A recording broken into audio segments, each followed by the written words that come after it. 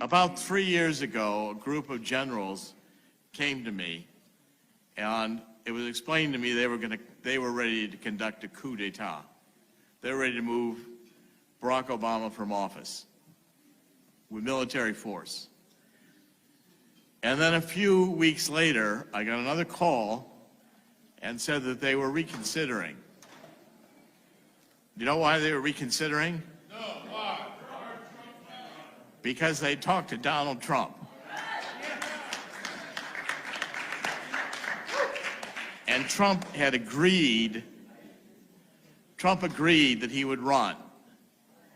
And they agreed that if he would run, they would conduct their coup d'etat as a legitimate process, rooting out the traitors within government.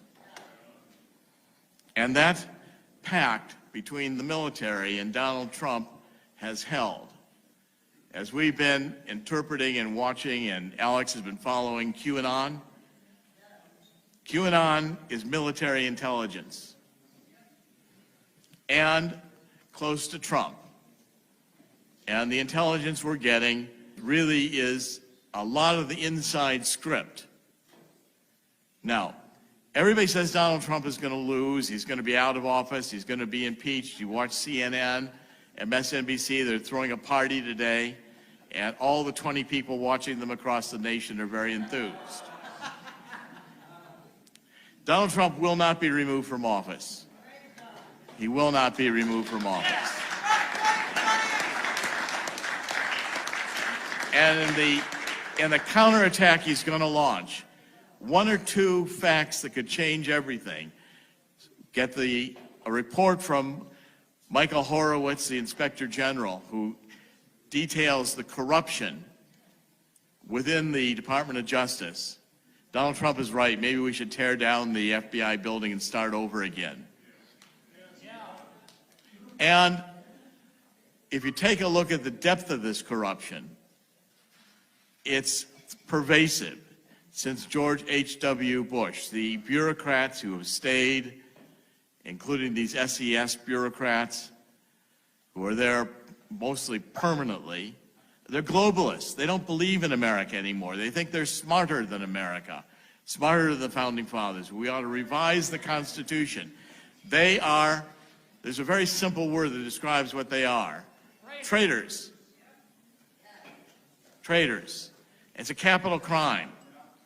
And I want to predict to you here today that when the tables turn, Donald Trump will be invoking military tribunals, and even Hillary Clinton and Barack Obama are going to be facing treason charges.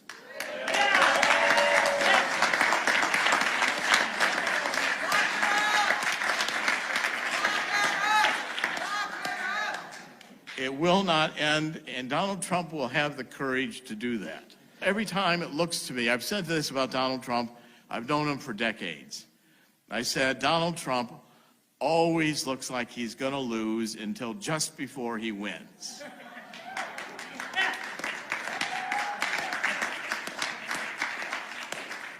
Always. He's always looking like he's 1 inch from being, losing all his money. 1 inch from losing this deal or that deal.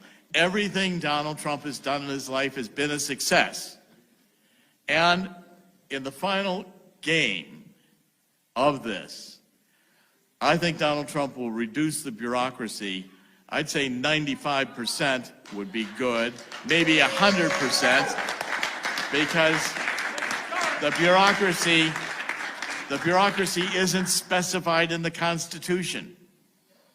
There's no discussion. There's no article about the bureaucracy, which means it can all be removed. Fire them all.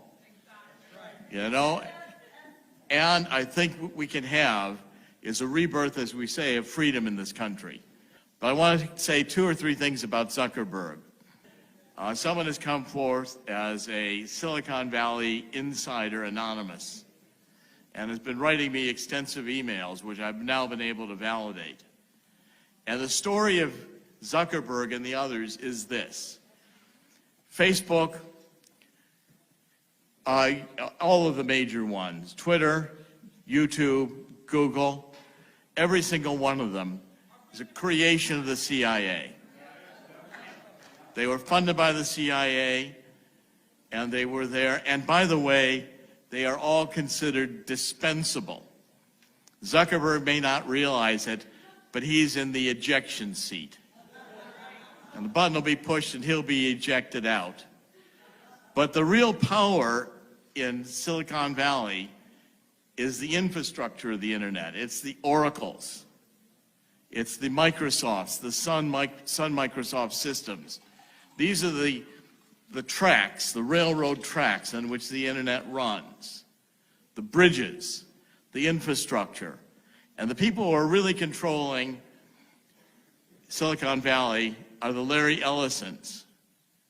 These are the people you know less about because they're not the front men. You know, Zuckerberg is dispensable. Eric Schmidt is dispensable. Google is dispensable. They'll just replace it with another one because the real godfathers are the Larry Ellisons and the others. And who funded Larry Ellison? The CIA, the military-industrial complex, moving in with Lockheed and the others wanting the creation of a new generation of electronic hardware for the military. And in the process, and that started going back into the 50s. What happened is along the way, they realized with social media, they could create something where we would all give them all of our information freely about everything about ourselves. People even post pictures of themselves naked, which they keep forever. Every click you make is going right into the intelligence agencies. And then that data is being profiled and given to the New World Order, sold for money, for advertising and marketing. And by the way, Zuckerberg may have his own rules and his, we're going to protect privacy, but don't for a minute think that they aren't still collecting the information. They've got it all. It's archived. It's every phone call you've ever made, every email you've ever made. And people are stupid enough to put these devices in their homes, which can record everything they say. Facebook can track you even if you're not a member of Facebook. They can all do all the tracking anywhere you appear on the internet, and that stuff is archived forever. What we've got to do is we've got to reclaim the internet. We've got to have an internet Bill of Rights, as it were, to impose First Amendment, Second Amendment, Fourth Amendment. We've got to do this through Congress, and I'm here to tell you that before Donald Trump is done, the internet will be 100% regulated, or it will be broken up. Because Donald Trump understands the threat to our freedom. The threat to our freedom every one of us face with this information is so massive control that never occurred to George Orwell or Aldous Huxley that this could happen. But I'm here to say that in conclusion of all this, the same conclusion in the book I've just written in Killing the Deep State, it ends, in the end, Donald Trump wins. And never forget that in the end, God wins. Thank you.